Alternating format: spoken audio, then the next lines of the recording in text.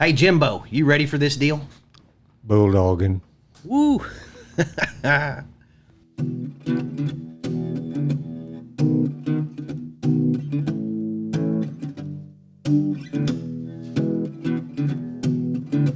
Old stories like long-lost friends, rodeos and late-night bends, history before our time, round pens and pasture rides, cowboys of the Osage.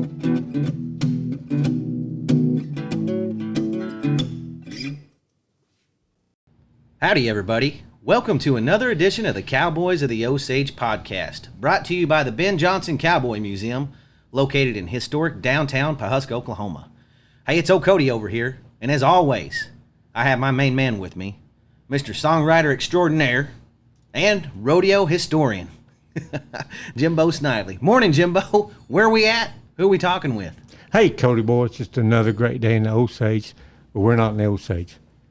Cody, we're at Chakotah, Oklahoma. When you think of bulldog, you think of Chakotah, Oklahoma. I mean, Bulldogging capital of the world. Yes.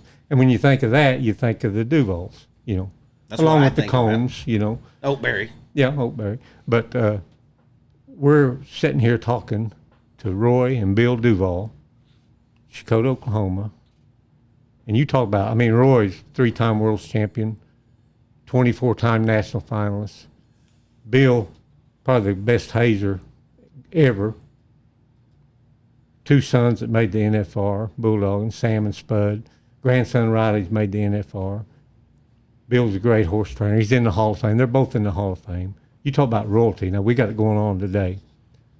And we're just tickled to be here for them inviting us down. And Bill and Roy, welcome to the Cowboys of the Osage Podcast. Thank you. Thank you. Happy to have you guys on. Holy moly. Jimbo, when you think about bulldogging and you think about probably the most historic family in bulldogging, it's the Duvall family, as far as I'm concerned. Right. There's just never been a family that I know of that's had this many national finals qualifiers. How many generations? This 4 generations? Yeah, people. Going to the NFR. Yeah. I just, the Wright brothers, I guess they're about the only ones that can even compete with the Duvalls, really, as far as a historic rodeo family. Go ahead. I just asked them where you grew up at. Where'd you grow up at? We go Hitchta. Now, you have to explain where that's at. It is about 20 miles from here out west. Towards Henrietta. Okay. Little town of Okay. Hitchta. Okay. Hitchta and Boynton, Wainwright. We've been in Right this here. local area our whole Circle. life. You know. Right. Were you born into rodeoing, or did you Our just... dad rodeoed a little bit. Okay. You know, not a whole lot, but he rode bulls and bulldogs. And we just kind of picked it up on our own. We left home. I was 13, he was 12 when we left home. We went to my grandpa's house, and he kind of raised us. And I entered the Chakotah Rodeo when I was 13 years old in the bareback riding. I made it out of the chute on 2 of them, and one of them I didn't ride him far enough to get out of the chute. He bucked me off in the chute. But that's when we started. And Roy thought he was James Dean. He had him long hair, motorcycle, and he was cool. Well, I'd make fun of him, you know, and finally I talked him into bulldogging. First rodeo we go to, Sallisaw, Oklahoma. He wins 2nd or 3rd at this junior bull, and we win $18 or something. But at that time, man, we thought we was rich, you know. Roy got his hair cut, sold his motorcycle, and we went to bulldogging. Well, that's probably a pretty good career choice. Yeah. Yes. Good Lord's been good to us. He blessed Roy with bulldog, and I learned how to haze. And if I could get him under Roy, I knowed we was going to get some money. Yeah. Shoot, yeah.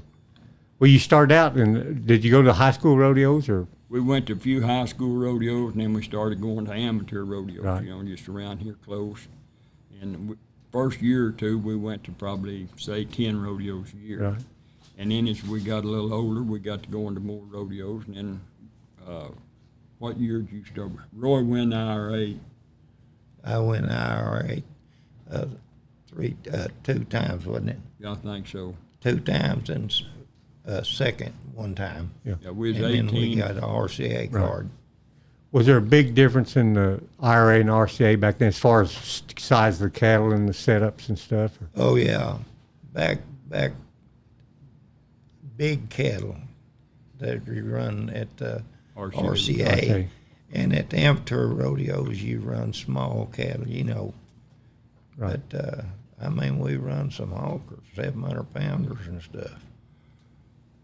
We got pretty lucky. A friend of our dad's that helped us, Sam Shipley, we bought this little horse for $500. And at that time, $500 was a lot of money for a horse. Sure. But Sam loaned us the money, and we paid him back a little at a time. And my granddad had a mare that they had run a lot on the racetrack and roped calves on, and we used her to haze on. And we had a 52 Ford car and a homemade trailer. Okay. Single axle. We'd hook up, we'd go down the road, we'd hit a little bump, the wheels would come off. We had to slow down. And that's how we started.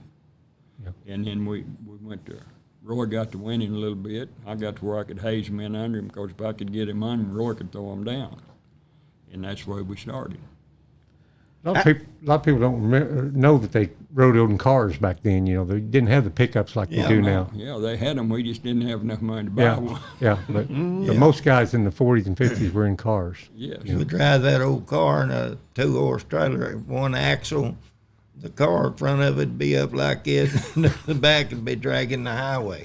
That's true. Did it ever get to whipping on you? Oh, yeah. Oh, Yeah, you had to drive about 25, because when you hit a bump, it'd come up like that, and it'd do that. Yeah. We finally got us a little money, and we bought us a Cadillac, a used Cadillac, but it stayed on the ground with us. Yeah. And that's how we started. It's pretty rough. We worked all week, go to rodeo, try to win something, go home, work, you know. And that's how we got started. And then we went to Boynton. Our grandma and grandpa lived there, and we built an arena south of Boynton and bought us 4 steers. And I went to the bank there at Boynton and bought a horse. What was the price on him? oh, we give $2,500. $2,500. That time has a lot of money. Oh, yeah. And that's where we started really practicing and trying to get ready. And one day, here come a car over the mountain, and it turned around and come back, and there's a woman. And this stud horse in the deal was turned around backwards. What was her name? Joe Decker. Is Joe Tater. Decker. Is Yeah, Tater- I know. is Tater's one. Yeah, I knew Joe That's when Decker. me and Roy met her over there. Yeah. We helped her get her horse, and then when we got to going She was down- rodeo secretary. Yeah, she's Yeah. rodeo. Tater was a turtle. Yeah. Yeah. Anyway, we got her fixed, and from then on, and we got in the RCA, she took care of us. Yeah. Then you had to pay and stuff. We didn't have much money. She kind of helped us out for, and you know, we met a lot of people, get to meeting people. Yeah. It was always good to everybody, and they were good to us. Well, you were doing real good in the IRA. What made you want to go to the RCA? Just more money, or? Oh yeah. Yeah. Yeah, and but it was a little different. I mean, there's bigger cowboys and stuff, you know, Right. the amateur deal. Oh, there's Don Hulse and all them was in the RCA, Right. and a lot of them's dead now. A lot of guys we know, Yeah. and but anyway, we had a good life. Oh, yeah. They was a lot more money in the RCA than it was amateur. Roy won the IRA 2 times, and we had the IRA finals. Was they having the finals over here at the city when you win them? Where was the finals at when you win them? Or did we even have a finals? We just had a banquet, I think. Banquet. Yeah, I had a banquet at Tulsa, you know, and they give the prizes and stuff away. And Sam Shipley probably helped me and Roy more than anybody. Right. If we got broke and needed money, he'd give it to us. Yeah. You know, and we was blessed with a lot of people that liked us, and we tried to help everybody because we just poor boys, you know, rodeoing. And we wasn't no better than nobody else. We got Roy could really bulldog, and I tried hard. Mm-hmm. You know, and I learned how to haze. If I could get them under Roy, I knowed we could get some money. Right. She was about as big then as I am now. Yeah, yeah. You know, them little old steers, and a lot of them, we run, you could slam them, you know, Right, in the amateur deal. right. You told us about the first rodeo Roy entered. Where'd you guys throw your first steers down and learn how to do it, or did you just do it at the rodeo? No, we actually bulldog cows out in the pasture. Boy, You got skin up, too. our horse had quit running by. I'd like to very watch good, that. So Roy was going to jump, and I was going to stay on the horse and whoop him on by. Yeah, Well, the horse tripped, and here we went, me and Roy and the horse end over end. But we first 20 we run was out in the pasture. You know, just old cows with horns. We couldn't throw them down, but we'd get off and catch them. right, You know. right. And the horse wasn't very good. You know, you had to kick, Right, sure. rein him, and Sure. everything else over at Harold Guthrie's at Wainwright, Oklahoma. He's my uncle. I worked on the dairy and went to school. Bill went to Hitchton, went to school. But on the weekends, we'd see each other's stuff, you know. Right. Yeah. Look here, we had a lot of help after we got to going. There's a lot of people rodeoing saying that we had to stay power. You know, we wasn't just playing around. Well, people went to help us, like Bill Mills, Keith Freeman. A lot of different people told us things and helped us. And, you know, we kind of got in, and everybody liked us because we just a couple of poor boys trying to make it, you know. We'd help anybody Sure. like you would back then. Everybody helped everybody. That's the way rodeo people were back Yeah. then. You'd seen them on the side of the road. You stopped and you helped them. Yeah, sure. And we've had a good life in the rodeo business. Who did you pattern? Was there anybody in particular you kind of patterned your style after? No. Do you have your own style? No, I just got to. At first, you know, I'd try to waller them down and stuff, but it wasn't long till I stoned them, and then I really got tough. Mm-hmm. And but anyway, I was a little bigger than like Bill. He wasn't near as big as I was and stuff. And some of them steers, you know, tricky and stuff, amateur deal. So you sure had to watch to catch one of them. Right. But that's how we started out. We had, after we get rodeoed a little bit, everybody liked us. We was, you know, we wasn't smart aleck or nothing like. Everybody helped us. And that, in the rodeo business, if you get in and people help you, Right. if you're a good guy, and we tried to help everybody. Sure. You know, I mean, it's just one big family. Right. You know, and that's the way it's always been, and it's kind of that way now too. You know, I mean, it ain't changed a whole lot. Now, what's changed is the money and the competition and stuff like that. It's a lot more tougher today than it was when we was going. You know. And the size of the steers. And yes. Right. I feel like it's a little bit more of a serious business today. I see a lot of these guys. I don't know how much you worked out in life. You probably just worked hard your whole life. But I see a lot of these guys, they take it pretty serious nowadays. You know, they're in the gym every day. See, we working out. worked out, but we had to haul hay all week, so we have enough money to go We to did. rodeo. We hauled hay all week and go to one rodeo. Yeah. Yeah. Nothing makes you bulldogger or rodeo a little bit better than hauling hay. Thinking, God, if I can stay on the road a little longer, I won't have to haul much. Well, no, For that hay. if I could That's get, what I used to think anyway. if I could get that steer in under Roy was going to get him down, and we didn't have to work as hard. Yeah. We just, look here, we was blessed. A lot of people helped us after they got to knowing us. You know, a lot of different people helped us in our lifetime. Right. Yeah, I tell you what, you can't believe, you know, the people that helped each other. Right. And they wasn't very many big Cadillacs or anything there. It's most usually old junker cars or a pickup And a homemade trailer or and something. a homemade trailer. That trailer we bought, a guy sold it. Oh, he fixed it up. Hoopy Hopper, wasn't it? Here, Yeah. He sold it to us. Well, we went to the rodeo, didn't go very far, blew a tire off. Yeah. Went on down, got that. He built it at the airport at Muskogee, and he'd put them rims on there. And shoot, you couldn't go 20 miles. You'd run a tire. We had to haul 4 or 5 tires to get there. Did it have a canvas top on it? Yeah. No, Or trailer. it was a nice looking old trailer for us. Right. But we had to change the axles on it. We couldn't find enough tires. You know, just a lot of people rodeoed like that then, though. And a lot of people lost their trailers back then. You know, I've heard a lot of stories, Yeah. Trailers coming unhooked. Was that just on account of the old sorry hitches, or what was Oh, the deal? yeah. Yeah, we had this little Ford car first. And we hooked this trailer on. Well, when you hit a bump, Yeah. front tires would come up. You had to slow down. They'd come in. Now, that was pretty Western going to the rodeo. Right. If you got over 25, you was taking a chance on running off in the ditch. Mm-hmm.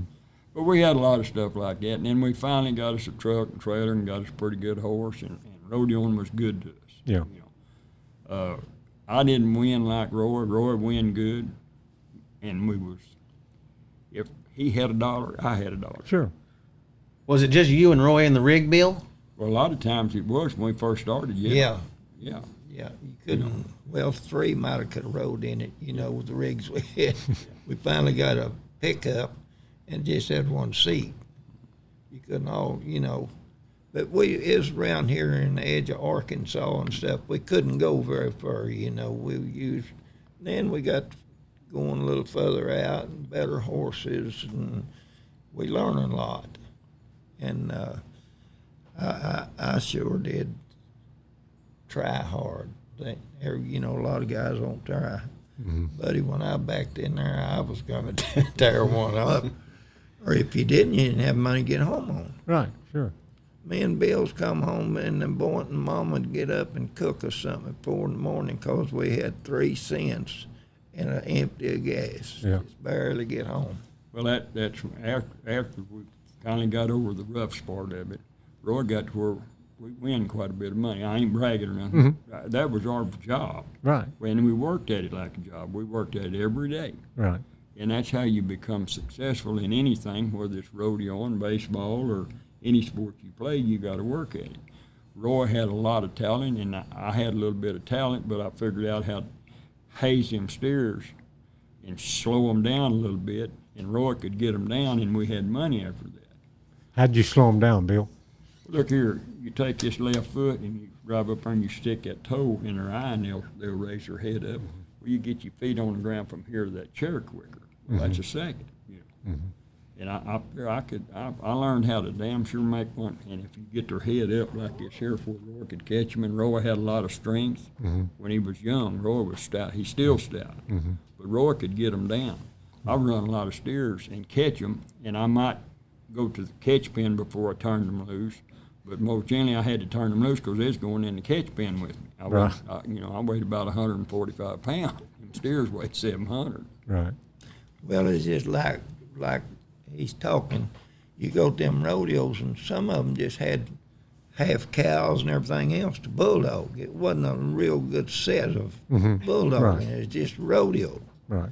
And you better be able to be big and throw one down, because if you don't, you can't draw them good ones every time. Right. But we had a good life in it. How long would they haul a set of steers? Oh, 2 or 3 years. some of them, when they first started, they finally changed the rules where you had to get fresh steers every year and stuff. And the IRA come along, and IRA really, they wasn't quite as big as the RCA, but it was a good association. And then they come along with the CRRA, and then the Cowboys had a little more control over the stock then, and they'd get fresh steers every year and fresh calves. And Well, stuff as like that. we come along, everybody got to knowing everybody and got to get a little better stock and bulls, and had a little better rodeos. And when we quit and got an RCA, the IRA come in, and it made it really a lot better because they had some rules, And if the steers really got bad, they kind of had a little committee that make them get some better steers. Right. And but anyway, that we rodeoed 3, 4, 5 years right just around here, and then we got to get a little further out, and got the bulldog a little better, and went to got RCA cards. Who helped you with your horses? Did y'all train your own horses? We did over there on when we was over Boynton. we kind of learned on them horses. The first horse, really good horse we bought off our Ever Crandall. We had that radio out there, and we had 4 steers. And there'd be 6, 7 guys come practice with us. We'd run them steers to death. But Ever Crandall had a horse, young horse, and we bought him, boy, he could smoke. Well, we had him weak. He run through the fence with Bill. He found out he run off with his daughter. That's the reason he sold him. I gave him $2,500 at the bank. He loaned us $2,500 to get that horse. And that horse run through the fence. What all to tear up on him, he was out a long time. It took me a year to get over it. I ain't got no bone in that hand now. I feel like that cost me maybe from bulldogging because I wasn't as stout as Roy was ungodly stout, and that's when I really got to where I could haze, because if I could get him under Roy, he could get us some money. And we always, if one of us had it, the other one had it. Yeah. They wasn't no here, you owe me back next week or what. We just get between us. Yeah. You remember the first time you took off for Cheyenne? You know what, I can't. But I got right in there and hit that ground a few times. I went it one time. Yeah. Well, you had a lot of speed up there, didn't you? Oh, yeah. This year they just got about 20. Yeah, they shortened the score. Yeah, it was 30 when we was going. Wonder why they shortened the score. Huh? Wonder why they shortened the score up there. You know what? I don't know why they did, but for years, man, the first run you made on the cattle, they'd walk out here and they'd walk back over here, and then when you jumped out there, it was a runaway. Right. You might be 2/3 of that arena before you catch them. Right. They wouldn't be catching them like they are this Right. year. Right. And big old steers, Yeah. big steers. And I mean, you had to take a hold of them. Were you guys nervous getting up to Cheyenne, or did you like bulldogging Shit, Cheyenne? no, we wasn't nervous on nothing. we just wanted to get that money. Well, I've seen a few guys around there on the slack mornings and the bulldogging where a handful of them were a little bit nervous. Well, yeah. But now look here, me and Roy practiced out in the pasture on them cows. Yeah, that's nothing. It's like bulldogging in Cheyenne every time we practiced till we got an arena built and some steers. Yeah. Cody, my grandfather hazed for Dick Truitt up there, and it's probably in the 40s, but Dick was getting up there in age a little bit, and he'd went out of the average, and this was his second steer, and my grandfather said they were way down in the arena on a hard-running steer, and my grandfather hollered at him and said, "We've gone too far." And Dick just got down anyway. He wasn't going to drive up from Stonewall, all the way from Stonewall to Cheyenne, and not pull up his horse. Or there's some horses you can't run by one on, Jimbo, or you'll learn a real good lesson if you do, I think. Right. There's some of them out there. This horse that broke my arm, Yeah. we'd been Texasing around, and I was doing pretty good, and me and her just got married. And I was going to take this horse and made the finals down there at the LRA. We was out there practicing. Well, I never thought, I'd rode a lot of them horses, and they'd run the back end turn, Well, I get about halfway down the arena, I don't jump. Well, I didn't get too excited. I went, well, this horse didn't turn or nothing. We've got that fence. He went our barn, and over the fence we went. Well, I kicked my feet out of the stirrups, and his butt hit me in the butt, and it knocked me 20 foot in the air. When I come down, I hit on that arm. And when I got up, my hand was right here. Sure, he didn't get to rodeo for 3 or 4 years after. There wasn't no bone in there, Who hazed for you while he was? Everybody that we could get. But you missed him, didn't you?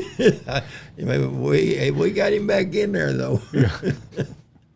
But me and Roy, there wasn't nothing else we could have done that we would have done as good as what we done rodeo. Yeah. Because we didn't get an education. We're not the brightest guys on the block when it comes to book learning. Now, common sense and how to survive, we can make it. And we worked at the bulldogging harder than most people. We done it every day. After we finally got us arena and got enough money to have us a few horses and steers, we did. We worked at it twice as hard as everybody else, and I think that's what made Roy, he made the finals how many times? 24. 24 times at the finals, and I think that's the reason it was. we had the determination, and we worked at it hard. And we'd go, other people would tell us different little things. Yeah. You know, you learn a little every time you go somewhere. But it was our life, and is either throw them steers down or work at the feed store. Who was your toughest competition when you, in your early years in the RCA, Roy? You In the remember? RCA? Yeah. Oh, there's quite a few. Don Huddleston and that crew, James Bynum, I guess, was going. Bynum, Yeah. they was Billy Hale, Billy Hale. Billy Hale, Willard. Willard and Benny Yeah. was in there. Tom Neesmith. You remember yeah. Tom Yeah. Neesmith? Yeah. Yeah. we we rode know all. I can't even call them all of them on by Right. name, but Right. we know all them. They've Sure. been dead a long time. Yeah. What about, did y'all ever get to see old Baby Doll go around here? Yeah. Yeah. Did you ever ride her? No. Oh. What made that horse so great, Bill? She'd give you a real good lay. She'd run up there and she wouldn't duck off, but she'd really hustle hard to cattle. And when you go down, she'd move over and let your feet get on the ground. And Willard was sure enough a good hazer. And, you know, there's a guy by the name of Jim Smith that had a horse called Old Colt. And when me and Roy started going to him, that's when Roy really went to winning good, and I done pretty good. You know, Old Colt was Oklahoma Star and Bird horse, and he was, at that time, Baby Doll had done quit. He was the best horse on the road at that time. Big stout horse. In fact, Jim Smith just died, 3 or 4 months ago or 5. I don't know. It's Old been too Colt long. was the horse's name. That breeding, there's been a lot of great rodeo horses coming out of that Oklahoma Star and Burt Yeah. line. Oh, yeah. That used to be biggest part of the horses in the arena was at Bird or Oklahoma Star. Calf horses too were real Yeah. popular. Oklahoma Star Yeah. Oh, yeah. and Beggar Boy. Right. Steer horses. Baldy, he came off of that guy. He didn't raise him. I don't think he was bred that way, but old Ronald Mason had Baldy for a while. That guy had a good eye for a horse, seemed like. There's a lot of guys do, not many, but there are a few guys that, like me and Bill, we bought off the track down Salsaw, and if they run in not AA or something like that, they didn't run fast enough.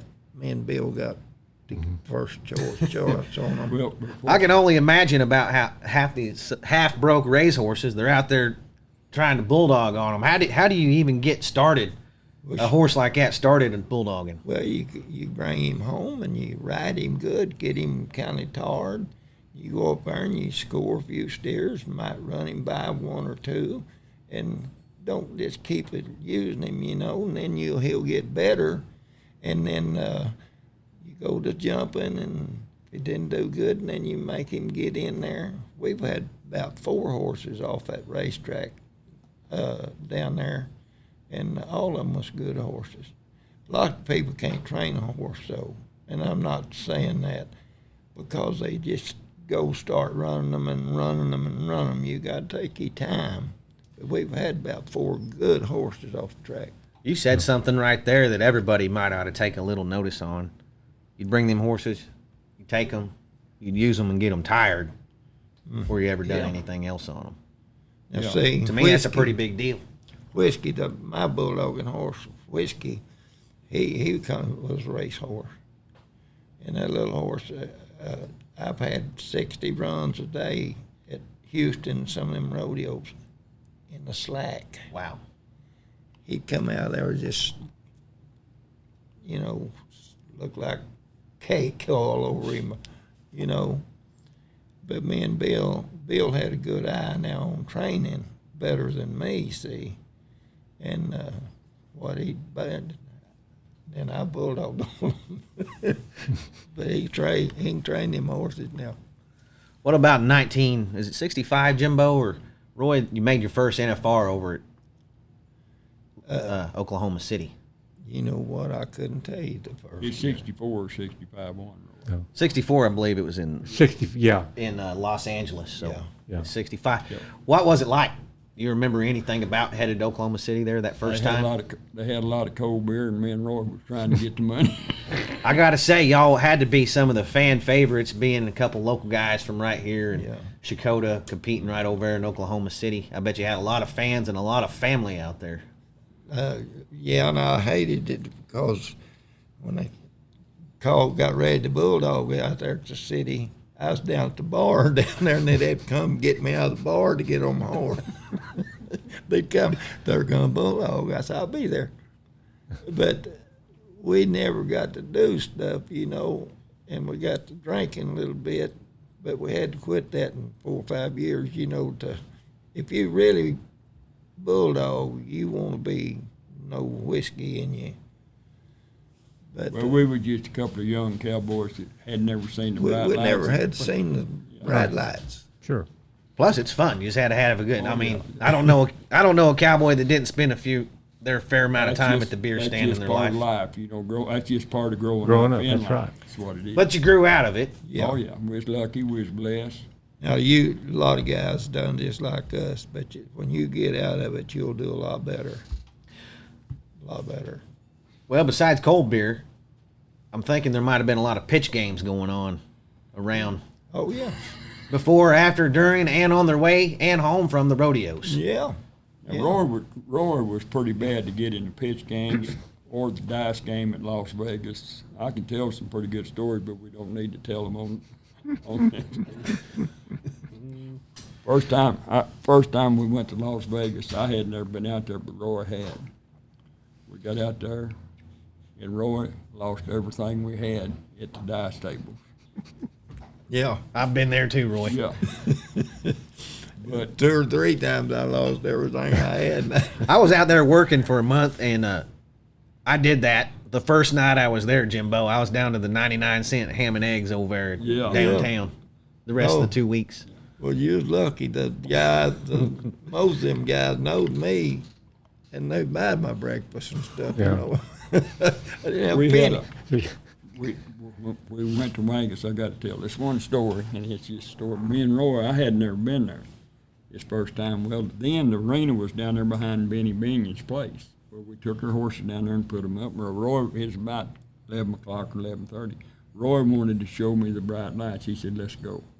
So we're walking up through there, and I never will forget these 2 old gals. They had one of them little bitty cars. They come by, and they said, hey, Tex, can you roll a bull durham in this wind? I said, you bet. And me and Roy grabbed that bumper and picked them up. Well, when they got them doing about 100, we turned them loose. They went down and whoo, whoo. I'll tell you what, one time turned it over. I guarantee you, I bet they never did call nobody Tex and stop asking no more questions. Hey, Tex. That's the worst thing you can call someone from Shakota. Yeah. Is Tex. But look here, we met a lot of people rodeoing, a lot, and we was poor boys, but we tried to help everybody we could. We never ever thought we was no better than nobody else. We was just a couple of cowboys. I could haze pretty good, and Roy could get them down, and we was there to get the money. And if we got any money, if you needed, Roy would give it to you. I mean, we wasn't. No. We never did. If one of us had a dollar, the other one had, because we was raised up that way. Well, yeah, or the dice. Well, we done good, boys. We had a good life. We're 80 and 81 years old. We're still here. We know where we're at most of the time. When you're out there behind Binion's, that was the big rodeo that Benny used to put on, right? Oh, the yeah. El Dorado Yeah. days. Did y'all know Benny? Yeah. Benny? Yeah. Well, yeah, personally. Yeah, I owed him about 7,000 or 8,000 one time. I lost down there, and I said, "Oh, can I catch you later?" And I finally got him paid off. Yeah. I always heard he was a real good friend of the rodeo cowboy. He was. He loved best. cowboys. Yeah. See, Benny had a stagecoach. He wanted to drive it in the finals at Oklahoma City. The committee wouldn't let him. He said, I will drive my stagecoach in the international finals. Okay. He got her moved to Las Vegas. He got Vegas to put up enough money. It was the best thing that ever happened to the Cowboys. And the money went up a lot. Now you can go out there and come home with $500,000. At Oklahoma City, Roy, he placed 3 or 4 times over at one year, and I think we got 1,400. But it was just getting started and stuff. What did you think when you went out there to the finals the first time? Was it a lot different than Oklahoma City, the arena and everything? Oh yeah. Yeah. It was A lot smaller. It was a lot bigger than Oklahoma City. Yeah, but the arena was smaller. Oh, yeah, the arena was smaller. Yeah. But the stands, it could hold more people. And the first year we went out there, the go-rounds paid $8,000. If you win $8,000 at Oklahoma City, you'd win 3 or 4 go-rounds in the average. And after that, it's just got bigger and bigger. It's the best thing that ever happened to the cowboy world. And money-wise and stuff. Money-wise, they put up the money, and now then you can actually go to Vegas and win a ranch, in the bulldog or any event out there. Rodeoing has improved so much in the last 30 years, it's unreal. Money-wise and stuff. Takes a lot of money to go, though, now, too, and the rigs they have and stuff. I don't know how they can afford them. I don't know how they afford them either. And these horses nowadays, holy moly. Yeah. I mean, y'all give a fair amount for one back in the day at $2,500, and your bank will loan you the money. That was a lot of money. Yeah. What would that be like, maybe 25,000 now? I'm not sure. 10 times? No, they give more. But you still can't even touch a good one nowadays for 50,000. For 50. Right. Yeah. If you could just go buy a good one, yeah, there'd be a lot of people with a good one. If somebody's got a real good one, they ain't gonna sell him anyway. No. They've been a lot of people that had a pretty good horse, but they didn't. Reason they wouldn't sell them for nothing. They loved them and they used them. I read one time your whiskey horse that you put like 60-some runs on him in one day or something at a rodeo. 50-something. 50-something. 50-something steers in the slack. In the slack. Just different people riding him. Yeah. Yeah. At Fort Worth, Houston, and them, I'd run that many, and when I got done, it'd be like soap suds all over him. Yeah. But he was tough. Must have been. Yeah, I bought him over in Arkansas off of his own racetrack. Mm-hmm. This boy had bought him, and he was green. And I bought him, what did I give for him? You give Carter $6,000 $6,000, and everybody said I was crazy. Mm-hmm. Well, I took him went and got him, took him the next day to the rodeo. He had him just started. He wasn't finished. But I started winning and win as long as I had him. And them riders, a lot of riders say we're going to get off that horse if you don't cut some of them off. Yeah. I said, if anybody wants to ride this horse, they can do it, because when me and Bill started, we got turned down a few times, and I never turned a guy down on whiskey. Never turned on any horse I had. Did he ever get bad in the box, Roy, with that many runs? No, he was a thoroughbred. And that's a freak, isn't it? Yeah. To not get bad in the box like that. Oh. I mean, you put 60 runs on a horse in one day at a rodeo and he's hot, he don't get bad in the box. That's right. That's pretty wild to me. We got a lot of people on this deal that we got a lot of people watching this that don't necessarily know the ins and outs of all things rodeo. Yeah. So explain to some folks why you're letting other people ride your horse and stuff. Because it's part of your living, I know, but not everybody knows that. Well, go ahead, Bill. You get 25%. If you ride my horse, you win $100, you give me 25 of it. Yes, sir. I made quite a bit of money with horses. I win a little bit of money. Roy win lots of money. I win a little bit, but I made a lot of money with horses. And I was blessed. I could haze pretty good, and I could help people win. And Roy had old whiskey and a couple of more horses, and I've had 2 or 3 real good horses. And we made a lot of money, and me and Roy never did turn nobody down. You know what I mean? If they wanted to ride, we let them ride.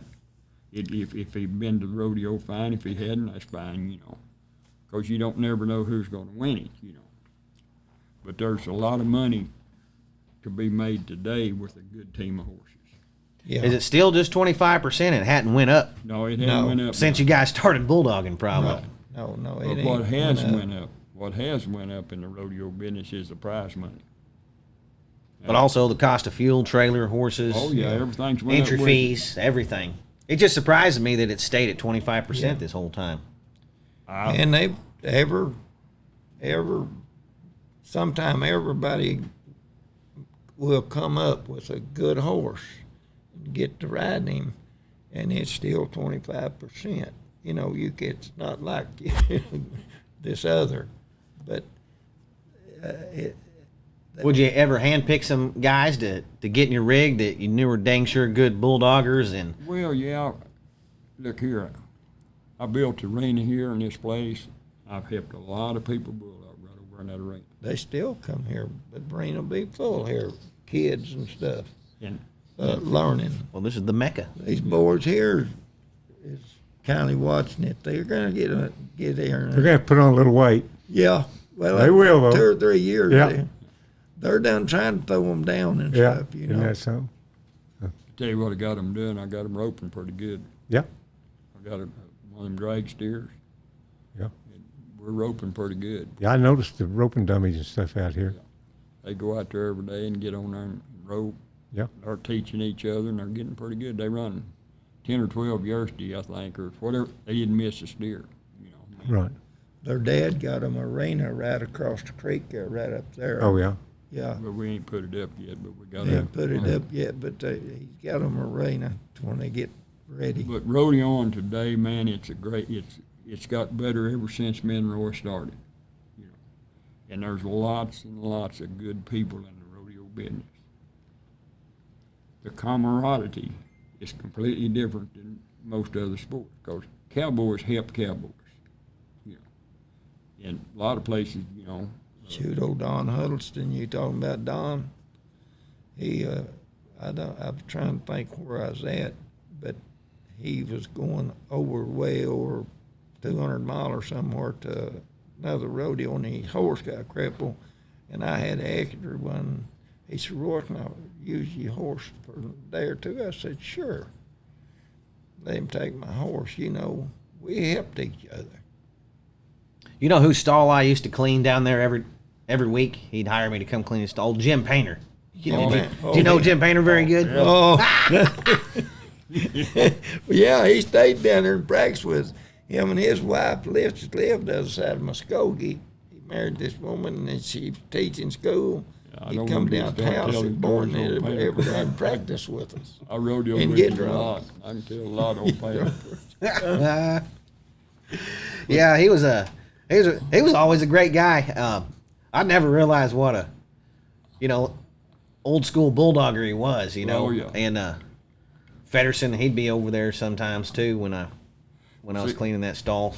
See, you're like me and Roy. We've been lucky. We went through about 3 or 4 generations of people, and there's lots of good people in this world. Lots of good people. After you get to know them. Yes, sir. Yeah, there's a lot of That's something about rodeoing that I think is, wild men and criminals that I just thought were regular people, growing up. Still think of them as regular people. Hell, Buddy Heaton moved into you're with talking us some right old timers when here. he got out of prison. He moved in with us Yeah. with my Hell, grandparents. Where was Buddy at when he jumped out the window? That's having the parade, and it's a 2-story deal. Buddy just jumped out the window and hit on this wagon. Didn't hurt him, but damn, it scared half the people to death. I can't think of that town where he done that. Yeah. That he did. He got In one plenty- place, he rode his donkey or what it was. He wasn't allowed to be in the parade, and they had this big parade in a big town.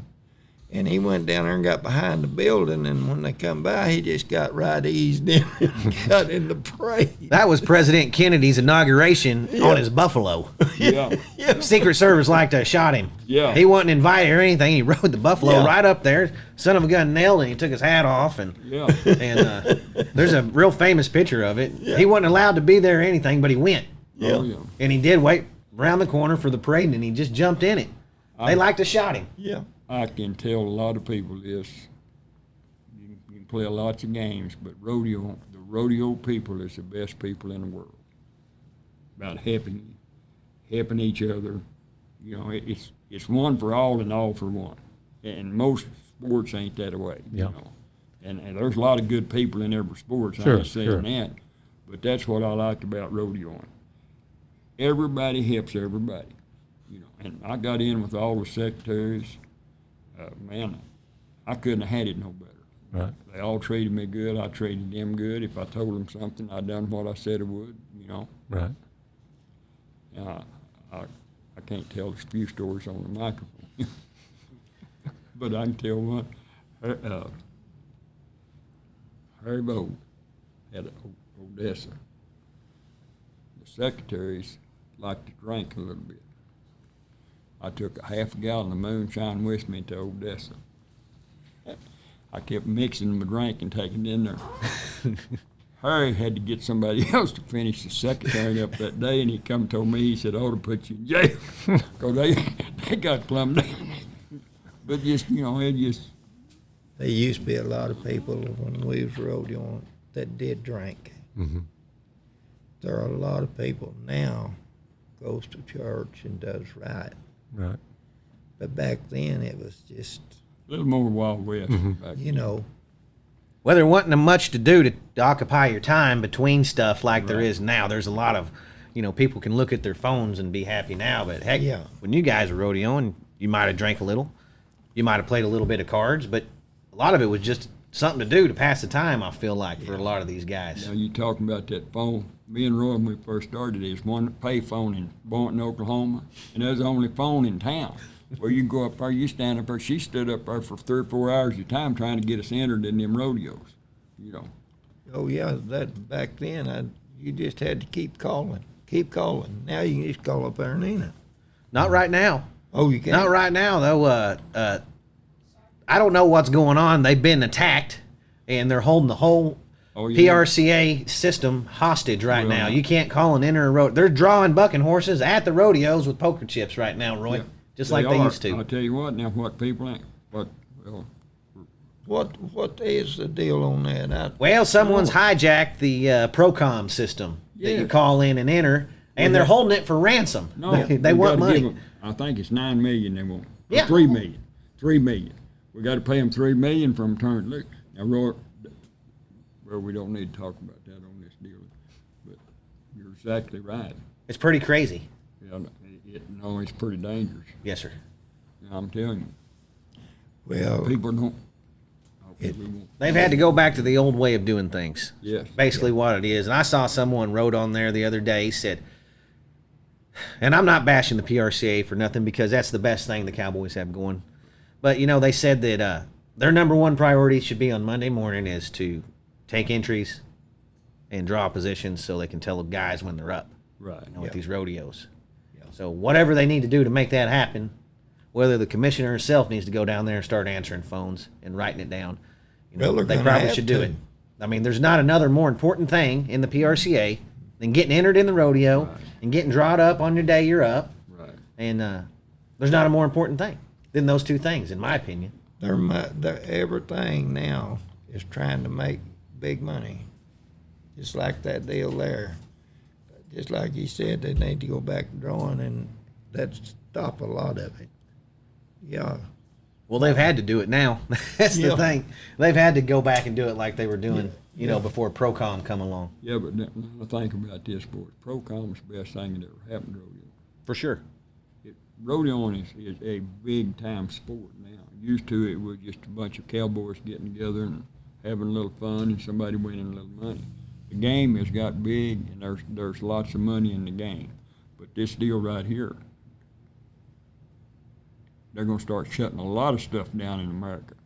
That whenever the foreign countries can shut you down and tell you what you got to do, it ain't just rodeoing that's going to hurt. It's going to hurt football, everything. I mean, that's my opinion. Oh, for sure. And, when and I shouldn't say that. But Cybercrime. when the internet goes down, that most people are dead in the water right now. Exactly. For sure.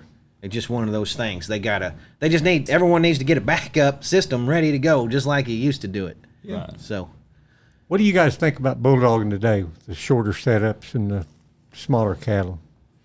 Well, On that, the cattle is getting where you can't even hardly get cattle. Some of them don't even have the horns hardly. Yeah. yeah, I did. Are they bulldogging Longhorns at Cheyenne this year? They said first time ever. yeah. Well, they got to get them somewhere because Yes, the Mexican cattle's about gone. I mean, I guess Right. the way they talk. And so they're just bulldogging and roping what they can. Right. Fine. What they can find. Yeah. we'll never see the big cattle again. But it's changed bulldogging, though. I mean, the guys don't have to set the cattle up like they used to and stuff, you know. And you know more about that than I do. But Well, I know 1 year over here at Oklahoma City when the finals was there, they brought in 700-pound cattle out of feedlot. Had big horns, 700 pounds averaged, and run them in the bulldogging. In that little arena there in the city, you had to get a start, and you'd be over halfway, and sometimes you'd be almost back in. You just have to rear back, catch a steer, put your feet up, and you know. And now look what they run. yeah, Kids can throw them down a lot of places. I know. It really ain't a good bulldogging because a lot of them steers just fall over and stuff. You know, you got to have a little luck to go with it. Did you watch the bulldogging at Houston this year on the Cowboy Channel? Yeah, I did. Big arena. Yeah. And they were lost. I mean, the horses lost. The Cowboys were lost. I mean, it was really a cowboy event, you know. But I never seen so many guys not get down on one down there as I did during that rodeo. See, I've really been hauling cattle in my truck. I'd be in Montana everywhere for 6-7 years there, longer. But now I've quit and I'm home a lot more. Right. I got older. Traffic's so bad. Everything. The highway patrolman's is on you, stopping you everywhere. So I just go from here to Oklahoma City, kind of. Yeah. They kind of few guys here, and they got a sale barn here, and I take quite a few loads. Yeah. Now I ain't took like one last week and one, but they ain't had but 4,000 cattle at Oklahoma City. See, most usually got 15,000 head there and stuff. Everybody's sold down, and cattle's got so high, it's kind of at a standstill. I'll haul one load a week and a half ago, and I hauled one load last week. What size trailer are you hauling? I got a He got a pot, pod, he can haul about 90 head at a time. Gotcha. and then I've got a ground load that'll haul 50 500-pound cattle. Mm-hmm. We're kind of getting off this deal on the road. Hey, if you need some cattle hauled around here, get a hold of Roy. Yeah. He'll get them there. Yeah, but I quit my deal just in Oklahoma, and I ain't even going out west. Right. Because them highway patrolmen's at west will be setting every 10 miles. They throw the most disgruntled highway patrolmen out west, I feel like, too. Yeah. Yeah, that's the place you don't want to be, and that's where they throw the meanest ones, I feel like. Yeah. Yeah.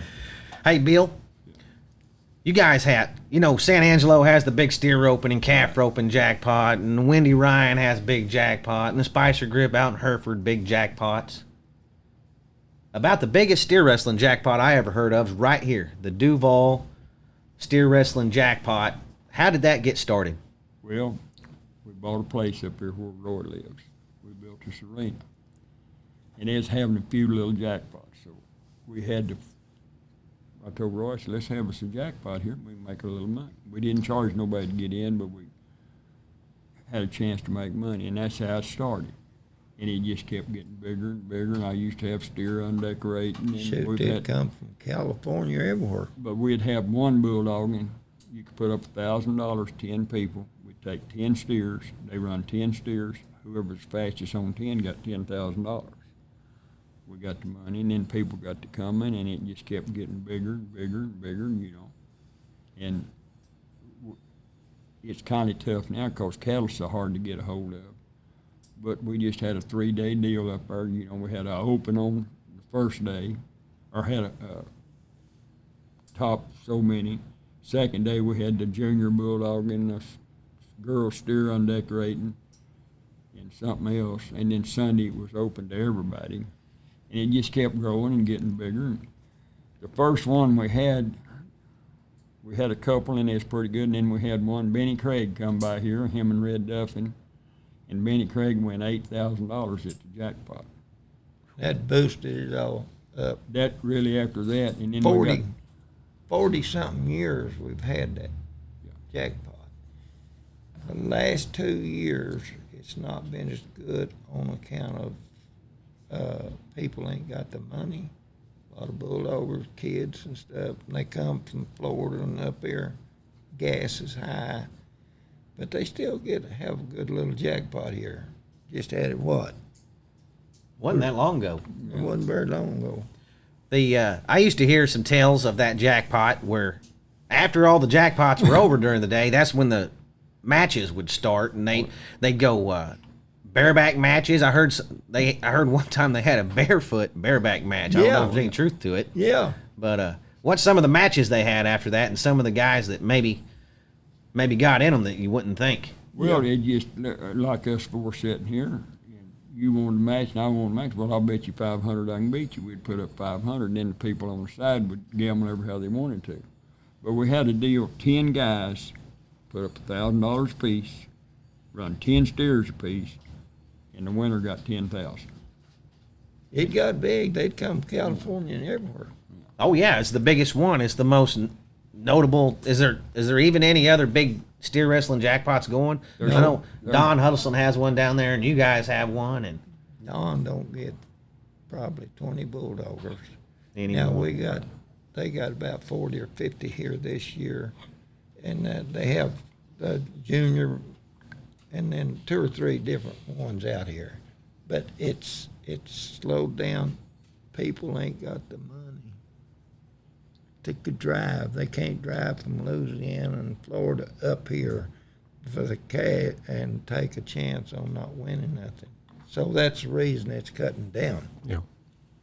I wish you guys would make boys- that a standalone PRCA bulldogging, and I think we got to add $10,000 to it. But I think we could do it. Right. Make it sanctioned, and I guarantee you, every one of them would enter it if it counts for Yeah. to make Vegas. Oh, yeah, if it starts counting for Vegas, you'll have to limit it. Yeah, well, we had a steer roping up there in Pawhuska this year and limited it to 45 ropers, the top 35 in the world, and then we took 10 wild cards. And I don't know why we couldn't do that with the steer wrestling Well, right here. You could, but you need to talk to Sam and Spud. They run it. Me and Roy just go out there and tell Wild West stories. Oh, yeah. I don't want anything to do with having to put it on. I was just saying. We stay out of it. Me and Bill do. But We how- visit. How come that jackpot got big? The first one we had was pretty good. The second one was pretty. The third one we had, Red Duffin come by here with Benny Craig, and Benny Craig went 8 or 10,000, wasn't it? Yeah. Yeah. And That's when it And went then that's when the big. people it started getting bigger and bigger, and we added. We started out a 1-day deal, and then it went to a 2-day deal, and then it went to a 3-day deal. And we had a lot of matches, and people would come, and people just had a good time. We had the girls steer undecorating, and What's the best match you saw over?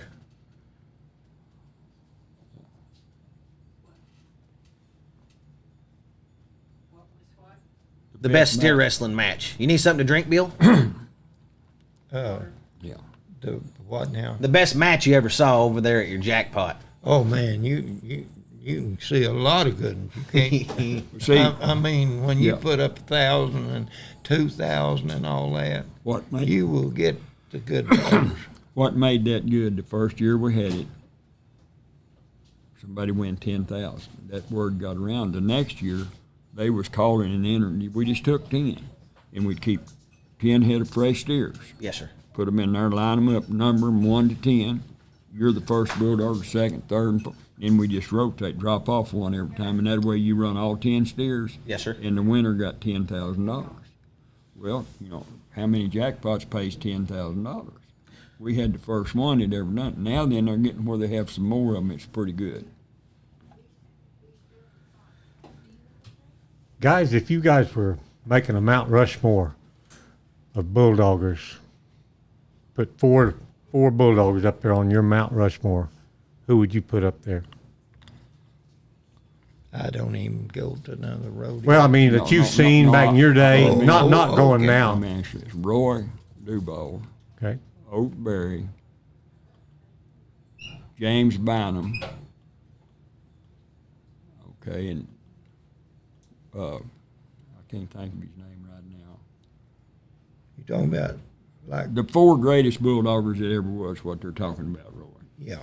You, Oak, Yeah, James Bynum's James one Bynum. of them. Hell, there's a bunch of them in there. I can't. That fourth one's always the one hardest. The one that drank all the time, Roy. Tom Neesmith. Tom Tom Neesmith. That, in my opinion, now there was Harley May, Jack Roddy, Walt Linderman.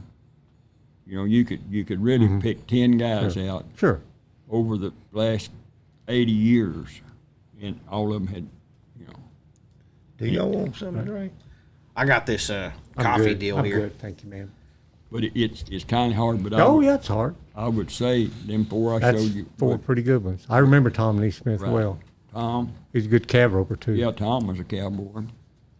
Was Bynum in there, James Bynum? Yeah, put Bynum- Bynum in Bynum there. and You Oak. and Oakberry. And Oakberry. See, Oak made the finals 3 times, and see, Roy made them 17 times. Bynum made them every year, and Tom Neesmith. Yeah.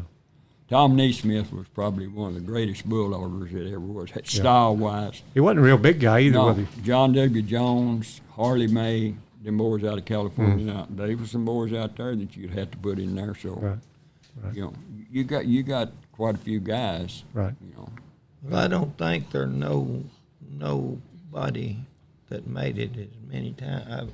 24 times I made the finals, and I wasn't going to go the next year. I thought I'm going and try and make it 25. You know, just wanted to make it 20, and I missed it by $3,000. And so and then I quit. You know, You never did have a lot of bad injuries, did you? no, How did you keep from getting hurt? shoot, yeah, you run over Take the a hold bulldozer of and 'em. hurt him. a lot of them guys that get loose and Look here, sprain their ankle. I took hold of 'em.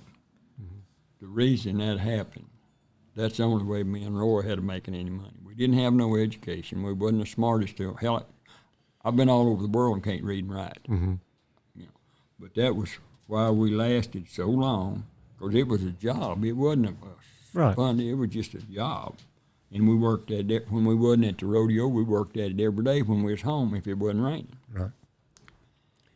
Well, I want to tell you one thing, me and Bill done when we went to Calgary, Canada. We'd never been in Canada. Yes, sir. Well, shoot, we had a gun in the truck and everything else. But they just so happened they didn't check us. Them guys was telling us up there, you know. We'd never been that far up there. I went the bulldogging up there. First one they had. The first one they had, I went $2,800, and back in, that was a lot of money. They give it to I'm us in telling you. cash. That's a mistake. Yeah, they laid that cash out right Oh, there on yeah. those tables. My Yeah, dad they laid told it me out. about it. 2,800. You could Hell, go that's like in the bank in there $28,000 right now. on the grounds and get cash or a check. A bunch of them was getting checks and sending home. I got my 2,800, and I give Bill half, and I took half, and we had things to eat on and everything. And we could eat more than one hamburger. That's a big old rodeo up there, isn't it? Oh yeah. Oh, You said the it's first really bull- big now. Is it any was it any different than rodeoing down here when you got up there? Well, Thinking, this is a little Same- bit different than same- back home. Same game. Same game, a lot, same most game. same people. Yeah. You said the first bulldog. Now, before that, they had undecorating. Is that right? Yeah. Steer undecorated, put a ribbon on, run Right, around and get the ribbon right. and throw it up. So what year would that have been first? Do you remember? Oh, hell, I can't. In the 60s? I Yeah. guess? Yeah, maybe. Yeah, it was in the 60s. Yeah, yeah. Yeah, I guess it was. That's We a had long old time. preacher, didn't we? When you get, I can't half the time. I can't. Just like now, trying to make out people's names Right, and this right. and that. Right. When you get 80 years old, you can't think. Or You I guys can't- were probably right at home over there bulldogging in Pendleton, wasn't you? Just like in the pasture back home. Sure. Oh, yeah, yeah. Sure. Now, I ain't I kidding. win Pendleton. Yes, sir. Well, in fact, I went Calgary, Cheyenne, and Pendleton all the same year. Wow. Come That's out like of the Triple Canada, Crown. Would you call that the Cheyenne. Triple Crown I'd say rodeo that Triple year? Crown.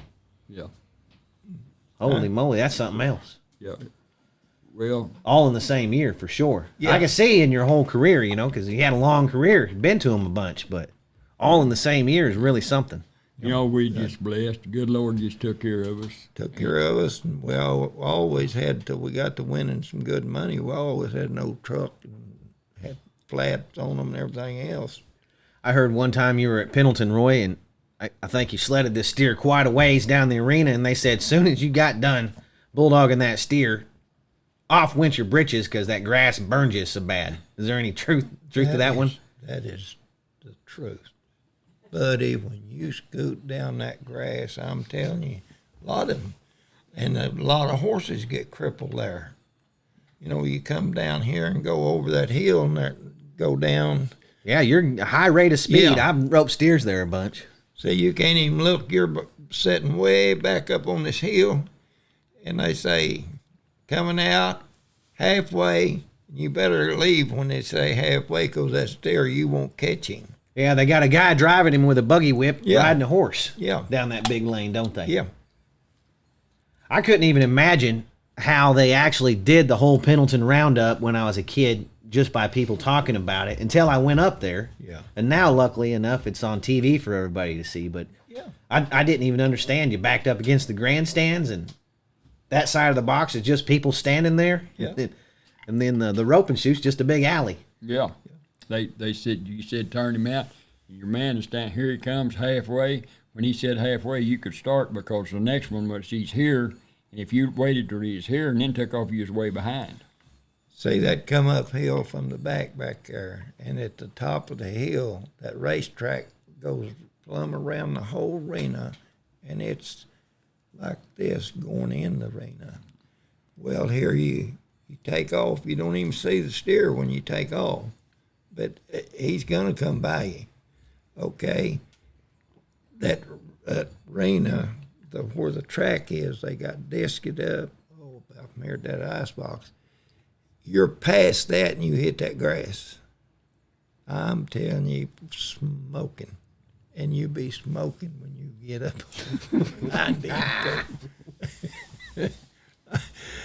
Oh, we've seen a lot of things me and old Bill has, and had a lot of fun and met a lot of people. And a lot of people, well, I guess, that we know is dead. A lot of people died lately.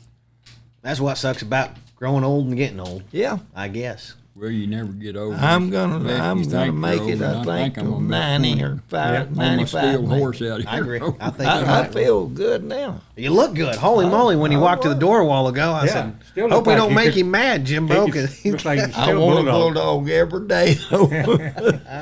I'm surprised you ain't got a team out there going right now, Roy. Just hauling some boys around. Well, I probably couldn't get enough now. My hazing ain't too good. I'd have to, and I ain't got the money to go to all them, buy gas and go to all them rodeos. Well, the rodeo one's got to be, it takes quite a bit of money. To Oh do it. yeah, if you don't win now. And boys, this is the truth. When me and Roy first started, we pulled in over there in Arkansas somewhere one time. We were going to pull around on a hooker trailer and stuff. Well, here we like to run over 2 or 3. There's a bunch of them boys out there sleeping in the grass. And it wasn't just that rodeo, quite a few of them, you know. They didn't have campers and sleep, had them a quilt and make them a pallet on the ground and sleep. And they didn't have the money to get a room. And a lot of times you get a motel one would, and it'd be 6 or 8 stay in it, you know. Yeah. He's in there sleeping. What's the most guys you guys ever had in a rig going down the road? Oh, probably 6. You can't haul a whole bunch, you know, on your horses and all that. Now these boys now's got these big campers, and they can haul 6 or 8 and sleep them in there. We slip in 3 in the back in the camper and 3 up there driving, about 6. We didn't have them big fancy rigs like they got now. No, they didn't come around till just recently. Like, Yeah. even places like up at Cheyenne, I guess that they're running people in and out pretty quick, Yeah. making sure all the Cowboys are gone for the next set coming in, because the rigs are so big they can only fit so many they trucks got- and trailers there. You're exactly right. It's changed that part of it. The game hadn't changed any. Fastest steer still wins. Now what you got to do, you got to work at getting the fastest steer. You know, and then there's a lot of people playing the game because the money's big. What do y'all think about the tournament-style rodeos where they're taking the average out of play? No big deal? Personally, I don't like it. I don't like it, but But if I was in there, I'd say something, but I don't. Well, I'm not trying to be negative about it. I'm just trying to see what you guys think about it compared to an average. If They're you getting, have a 3 they're or 4 getting a head lot of average, these one-headers. Well, say 2 you're there, got a chance 3 ways to make money, average and 2 go-rounds. Yes, sir. Now, if it's just one, don't do nothing, you're out. And you go to running at 50 and 60 guys in the deal, it's pretty hard to get in that 6 time. You know, it's just, I just don't like it. The only I like thing it like they, it they was. do, they'll give you like 2 or 3 go-around or chances to advance. You know, where before if you drew a bad steer or something, just take you out of the rope. Yeah. And this way you've got the next night to maybe make it and Yeah. get into the finals. But there's several ways to look at it. But most of the guys your age don't like it. You know, we've talked Yeah. to several of them. Yeah, I don't like it. Yeah. Or I don't. It ain't hurting me now. But Right, sure. I still wouldn't want Sure, to right. have it that way if I was Right. in there. Right. Well, the guy ought to get credit for having the 2 fastest steers down, you know, Right. Well, and not have to start over on Sunday, right. you know. One headers is you got to get lucky. Right. 2 headers have a little luck. Mm-hmm. 5 header, it's ability. Right. You know, see, and in the bulldogging, we'll say the hazer and the bulldogger can work together, and you go catch 5 steers, and you're going to be 3 on one, 5 on one, 6 Right. on one, 3 on another, and maybe 10 on your last. Right. But you add it all up, you win the bulldog. Right. The Well, game, like they're doing this year, I was watching it, that they run a go, and then they pick 3 out of that. Say they're 10 going up there, some of them 6, but 10. Well, they take the top 3 or 4, and those is out, gone. And then Right. others get to go with Right. in the only thing another I can go. say about rodeoing's got to be where you can make some real money now. You know, you can, Where you can make some real money Yeah. rodeoing now. And used to, if there'd be a few guys can do pretty good, and most of us would leave there, you know, trying Yeah. to figure out how to get enough money to pay the fees at the next one. But if you won 5,000 back in your day, you could buy 2 pickups for $5,000 back then. Oh, And yeah. now you win 50,000, you can't buy a good pickup. No, So you know, there's several ways of looking at it. yeah. Yeah, it's tougher to make money at it now, and it pays bigger than it ever did. Yeah. Well, Well, there's so hey. many more in it too, you know. So What was y'all's favorite rodeo to go to every year? Year in and year out. You just knew you were going to win a little money there, or just liked going to it. Which one was y'all's favorite? I Last wanted to go to every one. I used of to them. like Sydney Highway. You go up there at Sydney, man, they fed good. You Oh, got yeah, 4 or they 5 fed good. steers. Had the dance hall right down there under the hill, you know. A lot of action going on at Sydney Highway. And everybody it was just a fun rodeo, you know. That Northwest, I always thought they treated cowboys pretty good up there in the fall. Sure did. It's a long ways up there. But Yeah, once you got there, it seemed like they fed your horses for you when you got up there, and every one of them had some meals for you. shoot, you had to, when you went up there, you had to kind of watch out. You'd come around the curve, and here'd be them buggies in there, right on the highway, going down the highway, buggies. No kidding. All them Mennonites. Mennonites. I grew up around all the Amish in Kansas. Yeah. There was a whole Amish town right next door to the town that I went to school in. And only Amish people lived in that town. Now, look here, I'm going to say this. When me and Roy first started, everybody said, y'all don't need to do that. There ain't no money in it. Y'all can't ever make it. Well, we made it. Now, I got them 2 boys right there. They rope every day. There's big money in the game now. And when me and Roy started, if you could win $100, you had a pretty good day. Now then, you can win 10, 15,000. You can win 100,000 a year in one event, you know, and that's still pretty good money. And you can spend half of it and still have half of it left. Well, a lot of these guys, they're winning 100,000 or more, but they also have sponsorships paying them equally or more than Oh, they're yeah, winning yeah, every yeah. year. Yeah, rodeo's got a lot better boards than it's ever been, and you guys, old times, cuss it, Well, it changed, and it's supposed to, the whole world, everything's changed in the world. Yes, sir. Just like used to, it was a great deal to get to play baseball. I mean, you was up on top of the world. Now then they got to have them games all week long on television, football. Rodeo's good, We're living in a great country. No doubt about it. Now, and I'm not going to say nothing about politics because I didn't vote a lot of times. So if you don't vote, you can't say nothing. Yeah, we were off rodeoing when people were voting. Yeah. In different But states. I will say this about rodeoing. Rodeoing has come a long ways. And it's got to where now you can actually make a living rodeoing. Me and Roy done it because we wasn't used to very much. And Roy could damn sure get the money, and I could haze pretty good. And we got by. I married my better half right over there. And 60 years ago, and I sent her to school, got her an education where she could teach school so we could eat. There you go. and she's a pretty good cook. She just stayed right on the deal. Yeah. She said you could listen to her a little more, Bill, what she says. Well, man, we get along pretty good. Really, we do.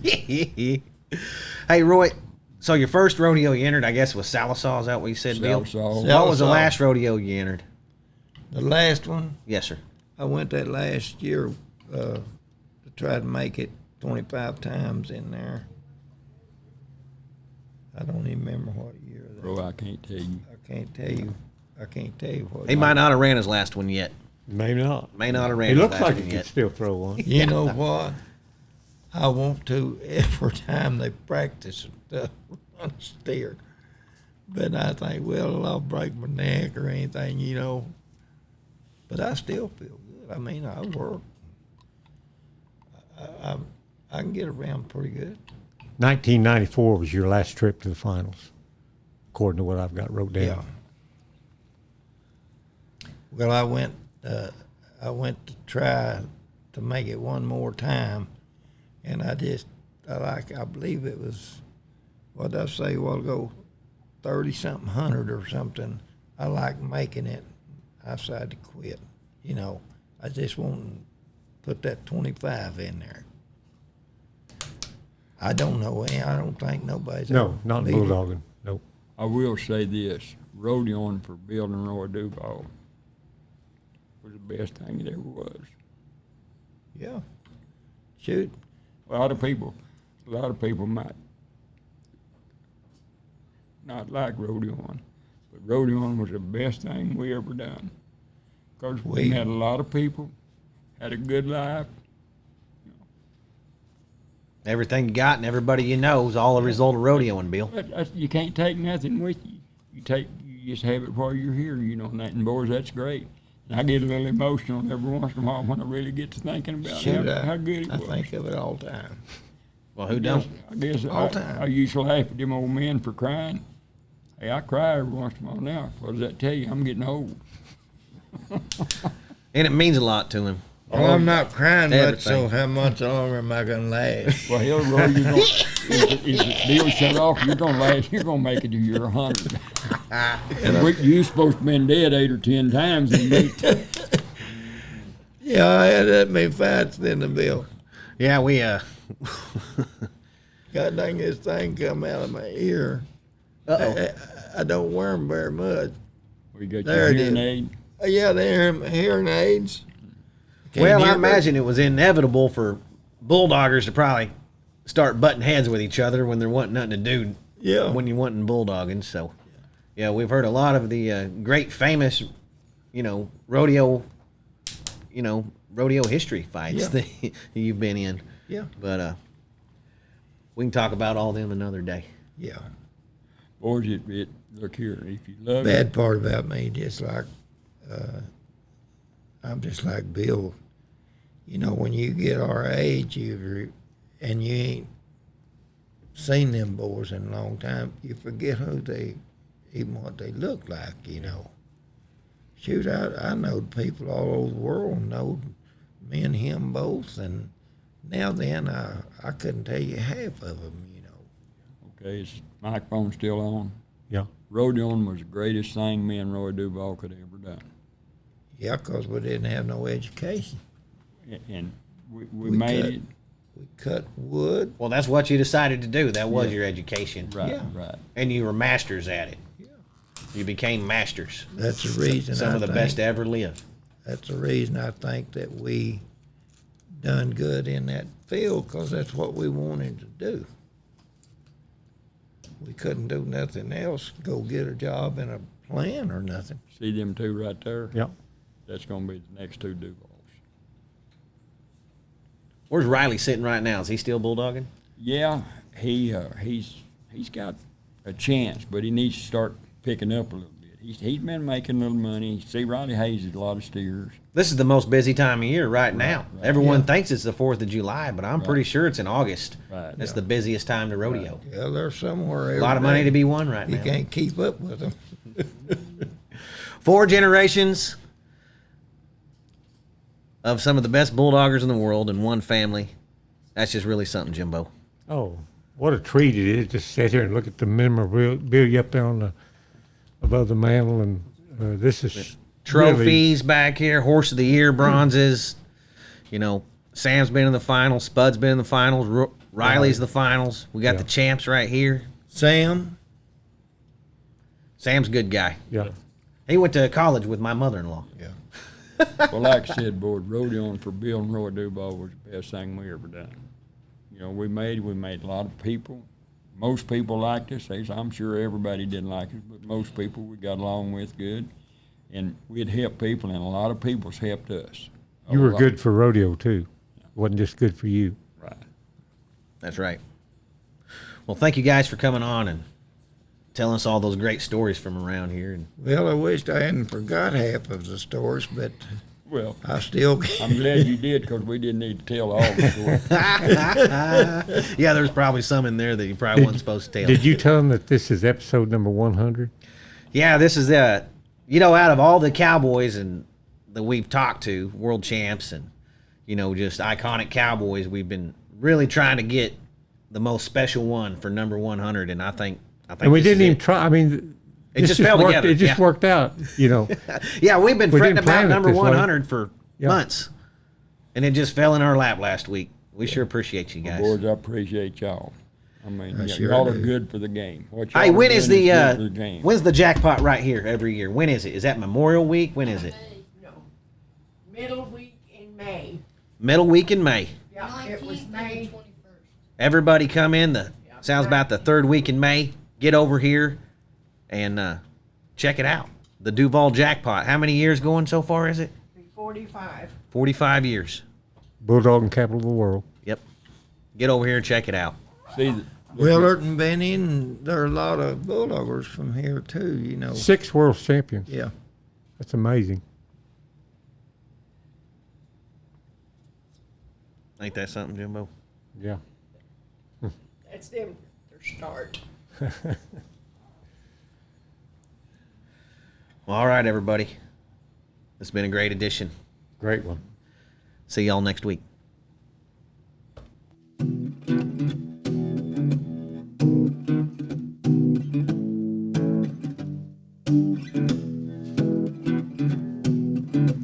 Old stories like long lost friends, rodeos and late night bends,